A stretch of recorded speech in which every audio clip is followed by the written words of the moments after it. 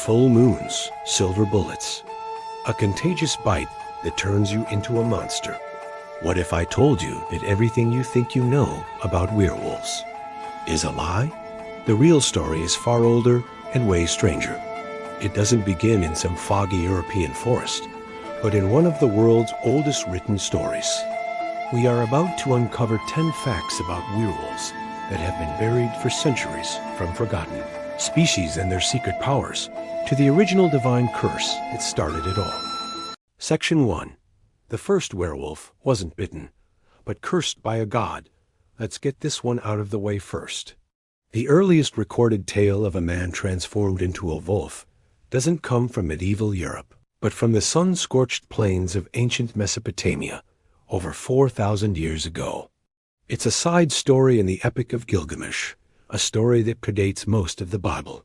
In the epic, the goddess Ishtar tries to seduce the hero, Gilgamesh.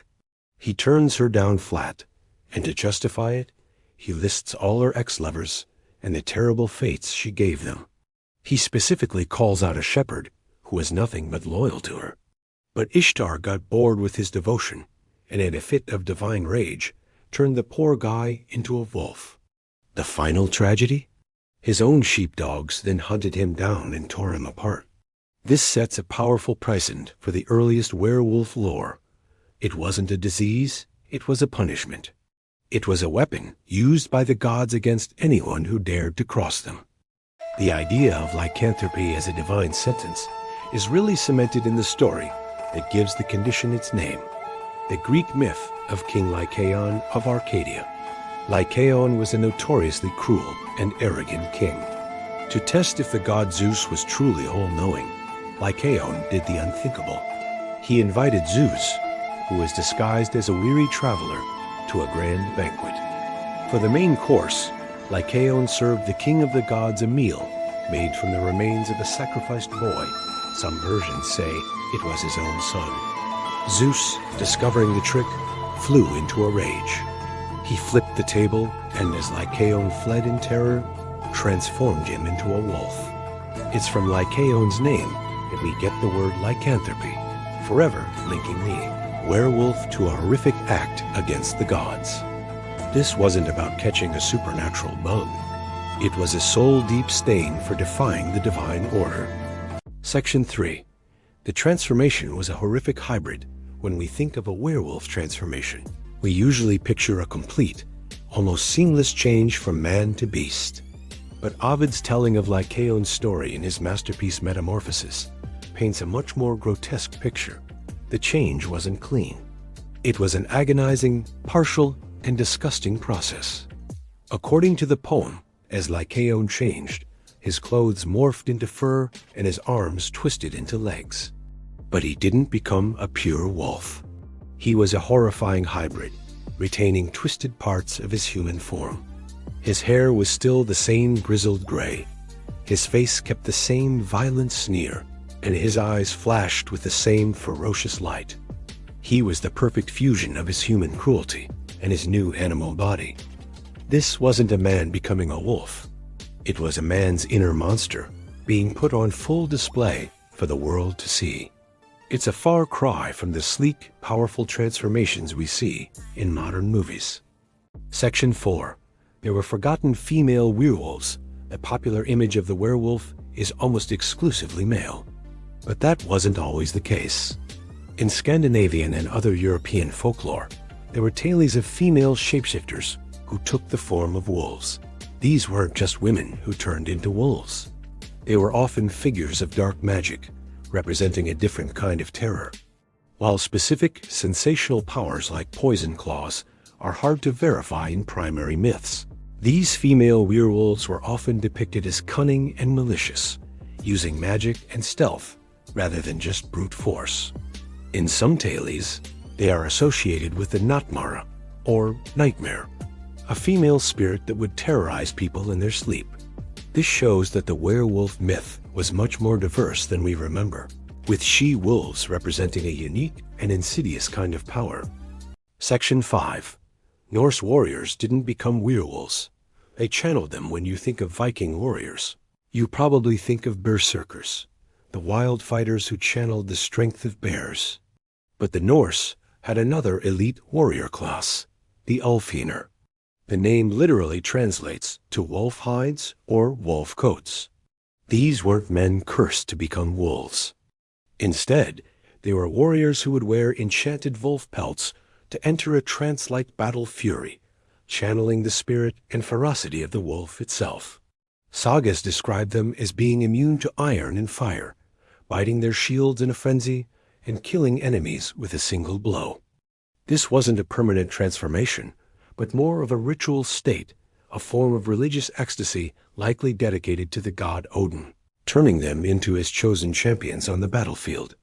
We're halfway through our list, and we have already seen that the true history of werewolves is way stranger than anything Hollywood has dreamed up. If you're digging this journey into the dark corners of mythology, do us a favor and hit that subscribe button and ring the bell. And let us know in the comments what other myths you want us to tackle. Now, let's get back to the forgotten lore. Section 6.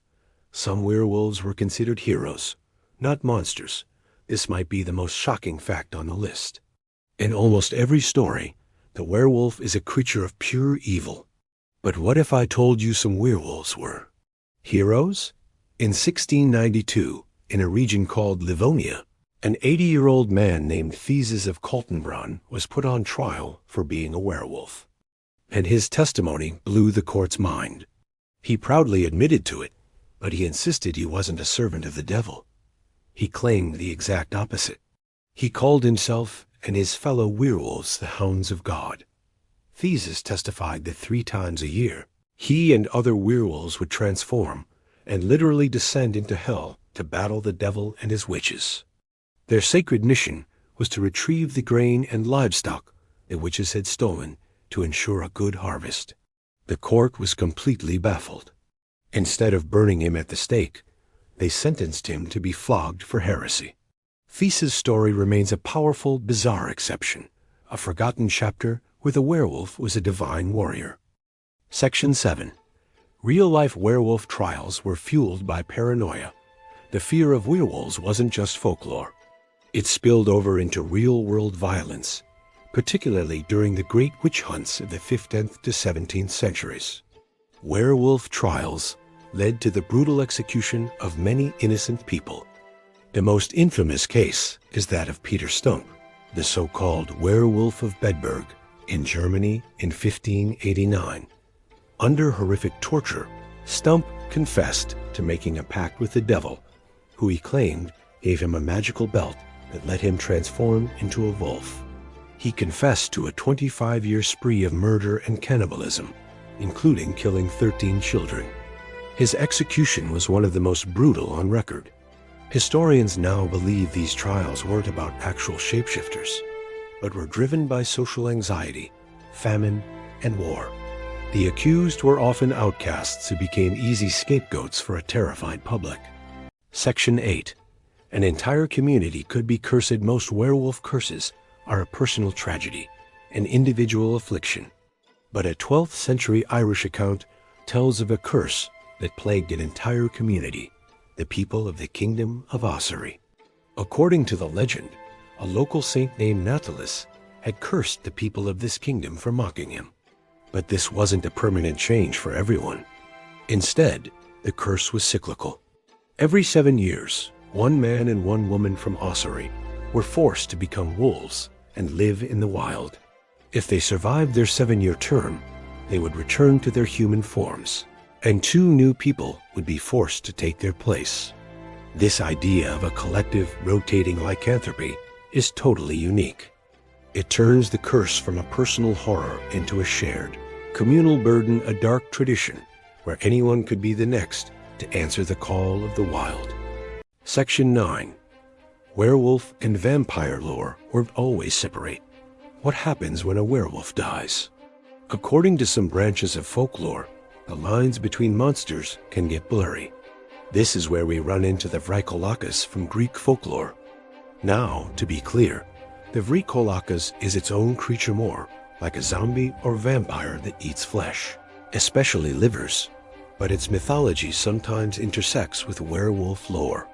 The word itself is even derived from a Slavic term for werewolf.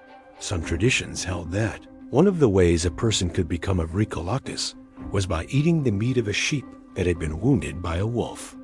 A few beliefs even suggested that a werewolf, after being killed, could rise from its grave as a powerful Vrykolakas, retaining wolf-like features. This creates a terrifying two-stage monster, blurring the lines between our classic monsters, and proving that for some, the curse doesn't even end with death. Section 10. Most modern rules. Our Hollywood inventions. Let us finally tackle the two most famous rules of werewolf lore, the full moon and the silver bullet. Contrary to just about every movie you've ever seen, the full moon was not a major trigger in early werewolf legends. The idea that a werewolf must transform during a full moon is a much later invention, popularized by the 1941 film The Wolfman. The screenwriter, Kurt Siodmak, just made it up for the movie. And what about silver? The idea that a silver bullet is the only way to kill a werewolf also comes from Siodmak's screenplay. There's no real basis for this in ancient folklore. In older stories, werewolves could be killed by normal means, like beheading or destroying the heart, or sometimes cured with things like exorcism. The association of pure silver with killing evil was more commonly linked to vampires. So, the two most iconic parts of the modern werewolf myth? They're less than 100 years old, created not in the mists of folklore, but in the halls of a Hollywood studio. So what is a werewolf, really? From a cursed shepherd in Mesopotamia to a divine warrior fighting in hell, and from a rotating community curse to a Hollywood movie monster, the werewolf has been one of the most adaptable figures in mythology. Its story isn't just about a simple monster, but a complex tapestry woven from our deepest fears about punishment, justice, and the untamable wildness that lurks inside human nature. The creature that howls at the moon on our screens is just a pale shadow of its ancestors. The true history is a powerful reminder that the oldest stories are often the strangest, and the truth behind the myth is far more fascinating than the fiction we think we know.